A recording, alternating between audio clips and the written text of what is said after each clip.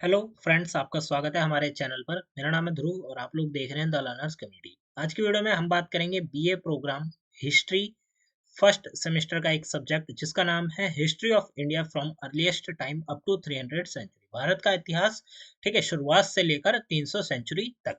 ये आपका जो है सब्जेक्ट का नाम है। आज की वीडियो में हम इस सब्जेक्ट के प्रीवियस ईयर के क्वेश्चन पेपर को कवर अप करेंगे। ये आपका यूनिक पेपर कोड है और ये आपका क्वेश्चन पेपर का जो सीरियल नंबर होता है वो है।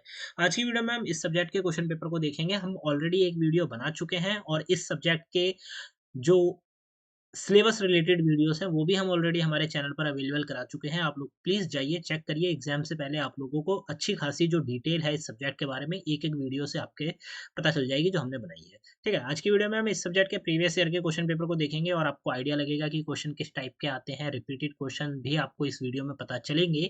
ठीक है, तो चलिए वीडियो को शुरू करते हैं। और अगर अभी तक आपने हमारा चैनल सब्सक्राइब नहीं किया, आप लोग नए हैं, फर्स्ट सेमेस्टर के स्टूडेंट्स हैं, नए हैं, तो हमारे चैनल को सब्सक्राइब करिए। अपकमिंग वीडियोस आपको इसी चैनल पर देखने को मिलती रहेंगी।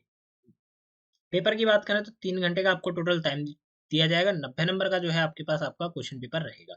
इस क्वेश्चन पेपर में आपको एक लैंग्वेज प्रेफर करनी है और जो क्वेश्चन करने हैं वो है किन्हीं 4 प्रश्नों के उत्तर दीजिए। सभी प्रश्न के अंक जो है समान है। ठीक है, सिर्फ टोटल 4 क्वेश्चन जो है अटेम्प्ट करने हैं आपको। अगर टोटल नंबर ऑफ क्वेश्चन मैं आपको बताऊं तो आप यहाँ देख सकते हैं 8 क्वेश्चन है। ठीक है, 8 क्वेश्चन है, 8 में से आपको केवल 4 क्वेश्चन जो है वो अटेम्प्ट करने हैं। आज की वीडियो में हम इसको देखेंगे। चलिए वीडियो को शुरू करते हैं। क्वेश्चन नंबर 1 जो आपका आता है, यहाँ पे क्वेश्चन नंबर 1 में आपसे पूछा गया है कि प्राचीन भारतीय इतिहास के पुनर्गठन के लिए साहित्यिक स्रोतों का महत्व की विवेचना कीजिए। ठीक है, मतलब कि जो आप कह सकते हैं कि साहित्यिक स्रोत, भारत का तो भारत का जो प्राचीन इतिहास है, अगर हमें उसे दोबारा से बनाना हो, समझना हो कि हमारा क्या इतिहास रहा है, ठीक है, तो उस सब चीज को समझने में जो हमारे साहित्यिक स्रोत हैं वो हमारी कितनी हेल्प करेंगे, ठीक है, कितने ज्यादा महत्वपूर्ण है, वो आपको यहाँ पे बताना है कि साहित्यिक स्रोतों से हमें क्या पता चलता है कि भाई हमारा इतिहास किस प्रकार का था, वो सारी चीजें। ठीक है, तो आपको वही बताना है कि भाई साहित्यिक स्रोतों का महत्व क्या है भारत के इतिहास को पुनर्गठन करने में। ठीक है, तो ये हो जाता है आपका क्वेश्चन नंबर 1। क्वेश्चन नंबर 2 आता है, भारत की नवपाषाण संस्कृतियों की मुख्य विशेषताओं को स्पष्ट कीजिए। भारत की जो नवपाषाण संस्कृतियां थी, ठीक है, उनकी क्या क्या मुख्य विशेषताएं थी, ठीक है, उनके क्या क्या फीचर्स थे, वो सारी चीजें आपको यहाँ पे बतानी है। ठीक है, क्वेश्चन नंबर 2 हो जाता है। आप क्वेश्चन नंबर 3 की तरफ चलते हैं। तो यहाँ पे आपका क्वेश्चन नंबर 3 आता है जिसमें आपसे पूछा गया है कि हड़प्पा सभ्यता के पतन के लिए कौन से कारक उत्तरदायी थे। इंपॉर्टेंट क्वेश्चन है, समझ लीजिए कि हड़प्पा सभ्यता का जो पतन हुआ था वो किन कारणों से हुआ था।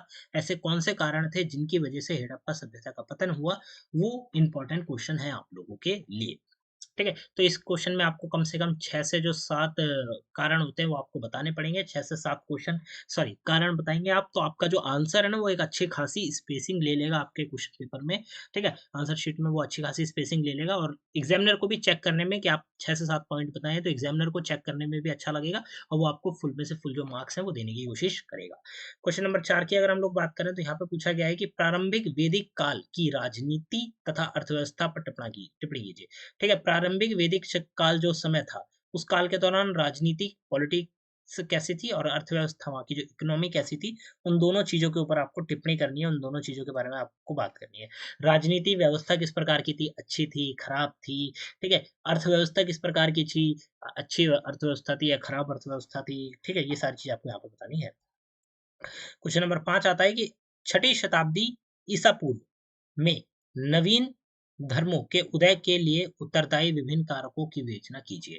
छठी शताब्दी ईसा पूर्व में भाई जो नवीन धर्म थे, ठीक है, उनके उदय के लिए, मतलब नए नए जो धर्म उभर उभर कर सामने आ रहे थे 6th सेंचुरी या फिर छठी शताब्दी में, ठीक है, तो भाई उनके लिए ऐसे कौन कौन से कारण है जिनकी वजह से ये धर्म उभर उभर कर सामने आते हैं। मतलब ऐसा होता है कि भाई नए नए धर्म लोगों ने बना लिए, तो इनके क्या कारण थे धर्म बनने के, वो सारी चीजें आपको यहाँ पे बतानी है।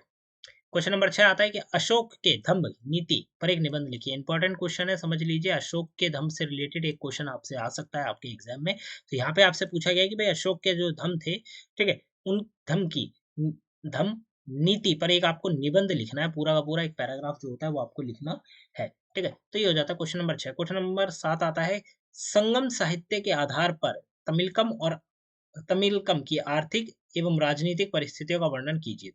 जो संगम साहित्य है, ये वाला क्वेश्चन, ठीक है, और आपसे तमिलकम की आर्थिक और राजनीति, जो परिस्थितियां थी, इनसे रिलेटेड क्वेश्चन आपसे ये टॉपिक मैं आपको बता रहा हूँ कि ये जो इंपॉर्टेंट टॉपिक है इनसे रिलेटेड पूछा जा सकता है। संगम साहित्य से रिलेटेड और भी अलग क्वेश्चन बन सकते हैं, ठीक है, तो आपको संगम साहित्य के बारे में पता होना चाहिए। वहीं आपको तमिलकम की जो अर्थव्यवस्था थी और जो आप कह सकते हैं कि राजनीतिक व्यवस्था थी, परिस्थितियां थी, वो भी आपको पता होनी चाहिए, तभी आप आंसर जो है बना के लिख पाएंगे। तो ये हो जाता है कि भाई संगम साहित्य के आधार पर अगर हम संगम साहित्य को पढ़ते हैं तो उसके आधार पर हम लोग तमिलकम जो है तमिलकम की आर्थिक और राजनीतिक परिस्थितियों का हम पता चलेगा, तो आपको उन्हीं चीजों का वर्णन यहाँ पे करना है। क्वेश्चन नंबर आपका 8 आता है, निम्नलिखित में से किन्हीं दो पर संक्षिप्त टिप्पणी लिखी है। लास्ट में आपको 4 टॉपिक दिए जाएंगे, 4 में से कोई भी 2 टॉपिक के ऊपर आपको जो टिप्पणी होती है वो आपको लिखनी होगी, उन टॉपिकों के बारे में बताना होगा। टॉपिक क्या है? शैलकाल, फिर हड़प्पा सभ्यता का पतन, महापाषाण और सातवाहन वंश। ठीक है, ये 4 टॉपिक है। टॉपिक आपको यहाँ पे बदले हुए भी मिल सकते हैं, एग्जाम में कोई फिक्स नहीं है कि यही 4 टॉपिक आएंगे, बट जो ऊपर हमने थ्योरेटिकल क्वेश्चन देखे हैं 1 से क्वेश्चन नंबर 7 तक, सारे इंपॉर्टेंट क्वेश्चन है। आप लोग उन क्वेश्चन को प्रिपेयर करिएगा अच्छे से, ठीक है। एग्जाम में आप इन क्वेश्चन को अगर अच्छे से प्रिपेयर करके जाते हैं तो आप लोग इजिली जो आंसर है वो बनाकर लिख पाएंगे। साथ के साथ इंपॉर्टेंट क्वेश्चन मैंने आपको बताए हैं, जो भी इंपॉर्टेंट क्वेश्चन थे वो मैंने आपको बता दिया। उन क्वेश्चन को प्रिपेयर करिए, समझिए, उनका आंसर के जो पॉइंट बनेंगे 1 से 6 पॉइंट, 7 पॉइंट, वो पॉइंटों को आप लोग पढ़ के जाइए। डिस्क्रिप्शन बॉक्स में लिंक मिल जाएगा इन सब्जेक्ट्स के नोट्स का, आप लोग नोट्स को भी चेकआउट कर सकते हैं। आप चाहे तो नोट्स के थ्रू स्टडी कर सकते हैं, काफी ज्यादा इजी हो जाएगा आप लोगों के लिए सब्जेक्ट को समझना। लिंक डिस्क्रिप्शन बॉक्स में है। मिलते हैं अगली वीडियो में। Thanks for visiting on my channel guys.